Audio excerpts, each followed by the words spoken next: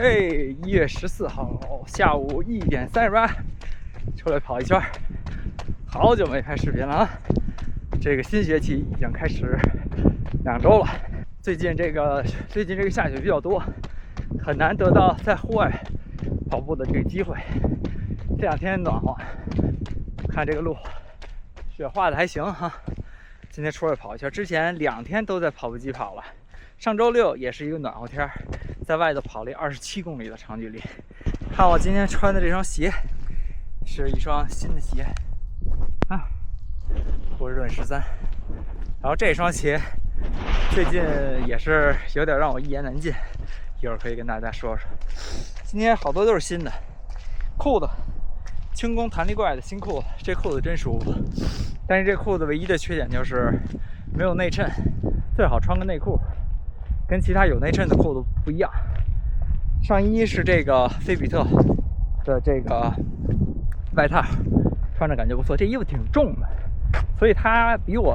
那个内道的那件要稍微暖和一些，但是它确实重量比较大。然后手套，轻功的手套。今天难得外头有这个比较好的路况，咱还是照旧跑一个16公里，顺便跟大家聊聊啊。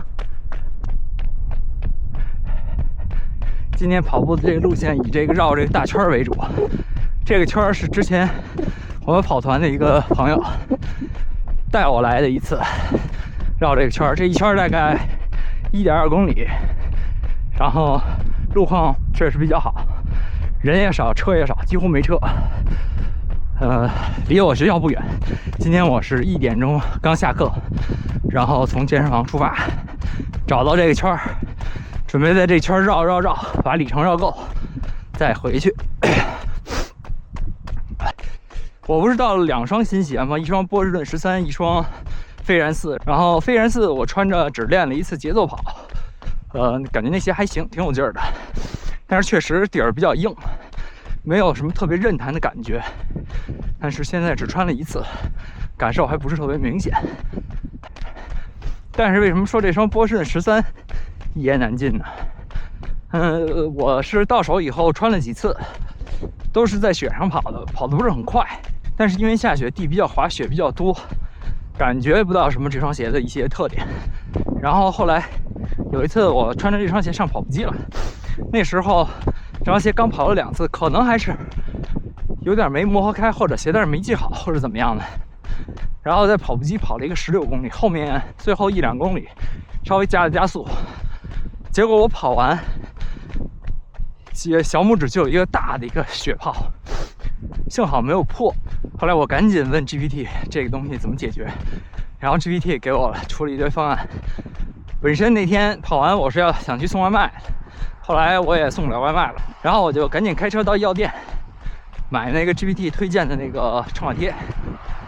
它是一种类似乳胶性质的一种创可贴，特别好用，贴了1周没摘下来，然后基本就好了。现在那块黑的血泡还在，但是我也没有什么感觉了。GPT 说就等它自然愈合脱落应该就可以了。然后上周末我又穿着这双波士顿13跑了一个27公里的长距离，最后5公里，从20到25公里，这5公里配速都加到了4分30左右，4分40以内，穿着感觉不错。虽说没什么劲儿，没什么推进力，但是感觉支撑啊、缓震啊这些都还挺在线的。这双鞋，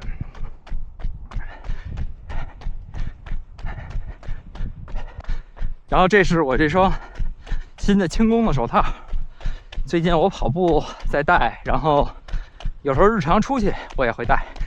这手套，像这种天，今天这个温度3-4度，有点热了，估计一会儿手就得摘了。但是我有一次在零下15度、零下10度左右戴这个手套，这个手套有一个比较大的问题，就是你看这个手套它可以这样，把这个掀出来，然后把你的这4个手指头给包上。包上以后，你这4个手指头不就防风了吗？但是它跟我那个内道那个蓝色手套不一样的是，它不能包住大拇哥，所以上次零下10度出来跑的时候戴这个手套，就是大拇哥特别冷，哪怕我把大拇哥这么收着攥着，但是大拇哥也特别冷，尤其是这个关节这块，你这么攥着你护不到，这块没有一个加厚的保护，就特别冷。但是4个手指头呢又特别暖和，这是这个是秋冬这个手套的一个小小的槽点。1度2度吧，你戴它又有点热，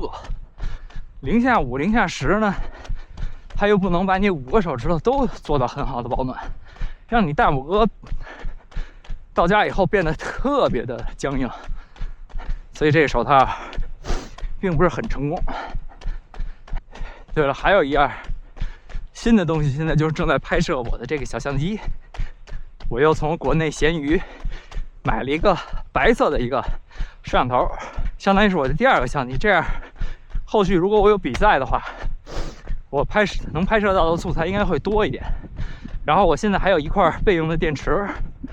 也就是可以给相机外挂充电的那个电池。那个电池我准备再加一块，以后如果录全马比赛的话，那2块电池加2个相机，我觉得是有必要的。上次录视频是12月17号，我记得，这次都1月14号了。本来之前步入2026年，一直想给大家总结一下我2025年跑步的一些数据，一直没机会。然后今天我把这个数据准备出来了，正好放在屏幕上，给大家简单的分享一下。2025年跑步差一点点到3000公里，2956公里，平均月跑量是258.33公里，然后平均的配速5分15，还行啊，挺快的。从心率区间上可以看，大部分的心率还是落在纵兔。25年跑的最少的一个月是7月，那个月我记得好像工作特别忙，然后又准备出国，那个月就跑了70多公里，我记得。而且北京又特别热，就是天气也很不适合训练，所以那个月跑的很少。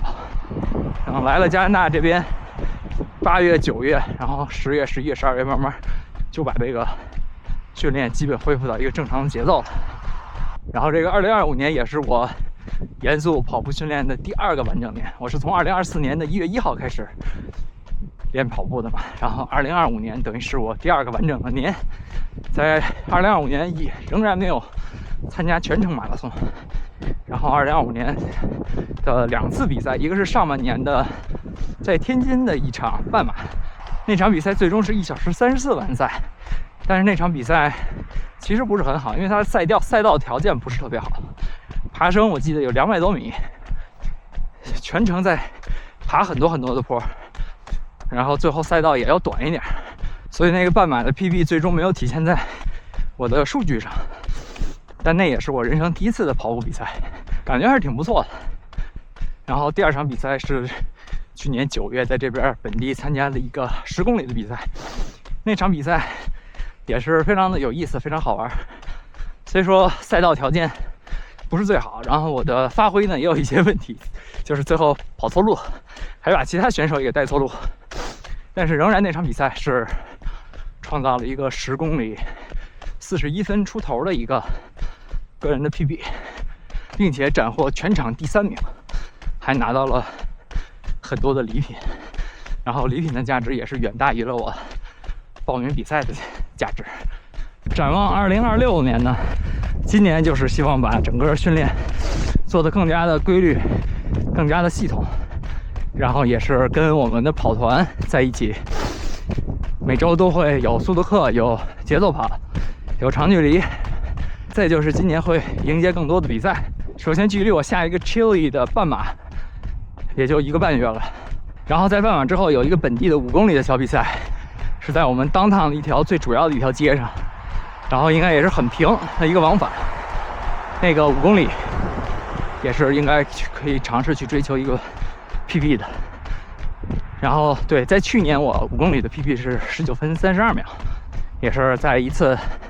晚上的训练里跑出来的。然后如果我觉得放在比赛的环境下的话，我应该能够比这个 PB 要大幅领先的。如果我有很好的补给、更好的准备以及更好的这个赛道还有配速的策略，我觉得3月份打开19分大关应该是指日可待的。再就是我5月3号多伦多马拉松也是我第一场全马，估计这场全马目前预想的是应该要相对轻松的跑一下，不要太拼。具体等半马跑完，然后再仔细去合计合计这场全马怎么跑。哎呀，嘿，这小相机又没电了，看这是我新买的白色的相机头，我在家还试了一下，这个相机比我那黑的相机头要能多拍1分多钟呢。刚才我可能就是戴在脑袋上，也没太想，就一直拍，然后想到什么说什么，还是给它拍没电了。今天也没带那充电器，以后那充电器还是得随身带。然后刚才我就是想说，上半年是那些比赛，然后希望能够经过一个刻苦的夏训，然后下半年再看看参加一个什么全马，可以当成一个目标赛事去跑一跑。今天也不知道是怎么着，是中午没吃饭，还是昨天晚上睡得不好的原因。昨天晚上睡得特差，好像后半夜一直是一个半醒的状态。今天也跑不动，平均配速5分40多，快10公里了。今天也是可能会稍微少跑一些吧，待会儿再看看。用这个手机拍也确实不太方便。那咱今儿就先这么着，以后还有一些最近发生的好玩的事儿，下次再给大家一块分享啊。行，那咱下回再聊啊。